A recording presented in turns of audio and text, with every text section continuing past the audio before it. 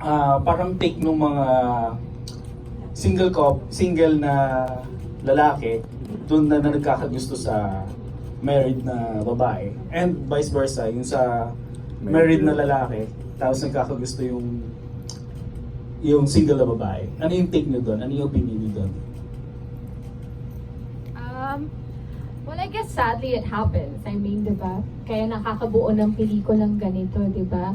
I think everyone has their own struggle, sadly. Diba? Pero it all boils down as to where you draw that line. Kaya wala akong ma-advise sa kanila. Diba? Anong ibibigay kong advice? Kanya-kanyang buhay lang yan. So, bahala kayo, diba? Basta ready silang mag-face ng consequences. Yes. Sadly, that's the realization, diba? I mean, you have to be ready for the consequences that come with it. Well, yeah, for me naman, for the younger guys or technically people na hindi kasal and involved sa taong kasal, siguro for me, sila dapat yung mas maingat because alam nila, sila dapat yung mas nag-iisip na parang sila mismo yung dapat ilayo na yung sarili from this situation because alam mo naman na married na yung taong yun eh. So, syempre yung married na person, minsan may mga times na hindi sila happy sa sa relationship nila or marriage nila. That's why they look for other people. Pero yung mga taong single, dapat sila mismo yung ilayo nila yung sarili nila sa magulong situation na yun. So, yun, same, I can't really give kung anong Advice? Paano ka magbibigay ng advice? Yeah, it's so hard to give advice. And syempre, if you feel in love or kung nagkagusto ka sa isang tao, regardless if nasa relationship siya or hindi, sometimes there's no stopping love eh. Diba? Yun yung mahirap. And that's why nangyayari talaga siya sa totoong buhay. So yun, advice, wala kayo makukuha sa akin.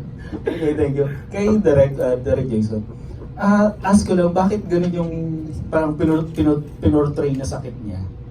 Alin? Ni Anne, yung fibromyalgia. Fibromyalgia. Bakit kailangan ganun yung niya, yung take yung Actually, character? yung concept ng FMS, I just got it from my mom. My mom suffers FMS. Parang gusto ko lang kasi i-visualize sa pelikula na yung character ni May, meron siyang needs na probably hindi natutugunan ng kanyang asawa, gano'n. And then here comes this guy na parang saves her or helps her with her condition. Parang yun lang, kasi syempre hindi naman uugod-ugod si Anne, hindi naman siya ganun katanda, di ba? Hindi siya matanda talaga. Hindi ako matanda. So kailangan ko lang ng aspect ng character niya that would debilitate her somehow. Okay, thank you. Jason, hindi kumpleto ang PPP, wala kang official entry this year. Okay. Yun lang. Hindi, mamimiss namin. Siyempre dahil for the past 2 years, sanay kami na may pelikula ka. There will be other years, I'm sure. And I'm sure magaganda naman yung entries din sa PPP. Direct, hindi ko alam kung marireveal yun, pero anong relevance ng Portugal? Ba't kailangan din gawin ng buong storya? Yung character kasi ni Marco, anak ng ambassador, ano yun? Anong term? Philippine ambassador sa Portugal. Hindi kasi parang for the romance na mag-seem special, gusto ko mas-set siya in a very special place para mahirap siyang kalimutan. And it so happened, we wanted to choose a country na hindi pa napag-shootan ng Filipino film. And sa pinili namin ng Viva, dito tayo sa Lisbon. Nag-dart lang kami din sa mapa. Anong mga Jason, challenge mag-shoot sa Portugal? Oo, sobra. Like, Sa malamig yung tubig. Pero actually, tubig lang yung malamig. Sometimes it gets very hot. Ano kasi parang ang laki ng talon ng temperature. Pag gising mo sa umaga, parang 14 degrees lang. Tapos habang mag-afternoon, tumataas ng 27. Tapos biglang bababa na naman sa gabi. Ako, okay lang ako dun. Pero, ang pinaka-na-appreciate ko na ng haba ng daylight. 9 p.m. na, meron pa rin araw. So, ang dami namin na-shoot. ilang days kayo nag-shoot? Ilang days pa? 1 week? Oo. Kami 10 days kami nandun kasi nag-pre-broad kami, nag-ocular kami. Pero yung shoot itself, 4. 5 plus the establishing shots that we did. Yeah. Ilang maleta dinala mo? Kasi Sila, wardrobe ang nagdala. Pero actually, halos 2 changes lang ako doon. Ako isa lang. Yung bathing. Ay, Yeah, sabagay, yun na rin yung bathing suot mo. suit. Direct, did it add to the conflict of the story because Portugal is a Catholic country? Did it add to that conflict with that kind of I think you can interpret it that way. Kasi nung una, nung pumipili kami ng bansa, talagang nire-request ko sa Viva na it should be a country na kahit sa background lang makikita mo na may religious symbols. Para lang merong sort of subconscious effect na parang God is watching. Parang gano'n. Hindi nyo alam yan. Hindi ko alam yung direct ha. Ngayon ko na-discover yun. Ito yung ano yung confrontation. Oo, yes. Oo. Sinasadya na. ano yung eksena ka with Sherry? Meron. Kamusta yung scene niyo? Oh, super ko na-miss. As in, nabitin ako. Ako rin. I wish there were more scenes with her. It was a special participation, of course, of Tita Cherie. Galing niya. Galing. It's very short, but has such huge impact on screen. First time mo to work with her? No, of course not. I worked with her years ago for May Bukas Pa, yeah. That's why on set, she's like, no one can call me Tita except for Anne. Yeah. And with Edu? Yes, that was fun. I mean, it was different because I've always worked with his son. His son is my best friend. Ano pala sabi ni Luis? Weirdohan siya. Na-weirdohan siya. What? So, guess who's my husband? So, medyo na-weirdohan siya. But, yeah, he's such a delight to work with. He's a lot of fun. And I hope that maybe we spoke about it. We could do a full-length film together. That would be great as well. Alright, more questions? More.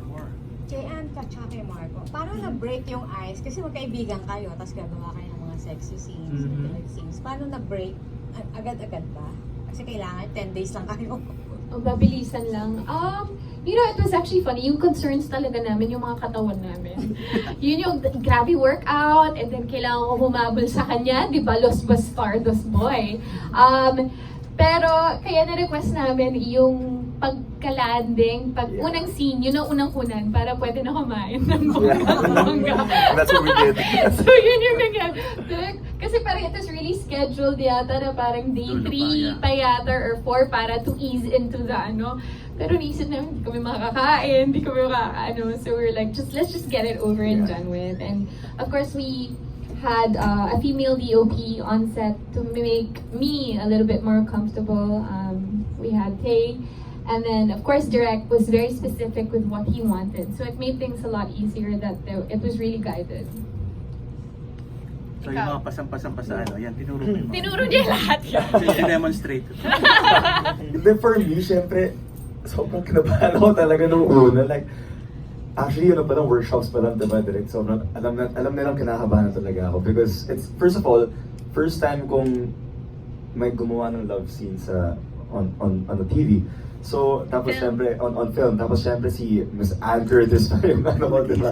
So, nag-iisang Diyos. So, I was like, Lord, parang tulungan mo ako dito, Lord, di ko kaya to. So, pero it was really, it was easy naman because, yun nga, actually, di naman natin first yung sa Portugal, no? Parang we did.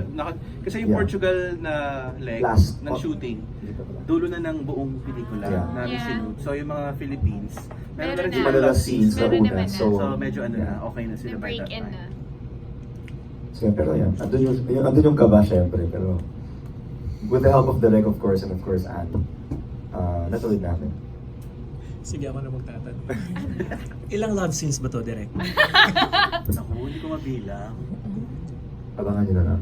Hindi ko memorize. Mga ko yan. 20% ng movie ba to? Uy, sobra yung 20%! Parang hindi ko Mga 18 lang, 18%. Wala kang restriction dito, Anne. Parang lahat ng sinabi ni Direk na Yes, walang restriction. When it comes to my films naman, usually I don't have any restriction. The moment that I read the script as is, and I love it, then I'm in it for the whole way.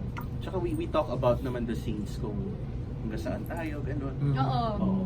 And of course, we don't want an R16 film or R18, kaya Yun yung concern naman nila. Oo, concern namin sa So it production works. side. So, pinag-uusapan. In fact, si Marco may pinresent pa siyang gagawin. Ano nga yun? Anong gusto mo Sasabihin na ba? Wag. Huwag na, sige. Oh. Ano yun? Kung ikaw tatanungin, anong classification ng gusto mo? Okay na ako sa R13. Okay. Alright. Dito naman Sana sa G, pero di ba? Grabe yung G. Parang hindi naman. Marco, Yes. what did you learn? Yeah, sorry. What did you learn working with a veteran like? Grabe. Nakaka-elders naman yun. Ano nga yan? Marami, marami. FPJ awardee? Ako, FPJ awardee na.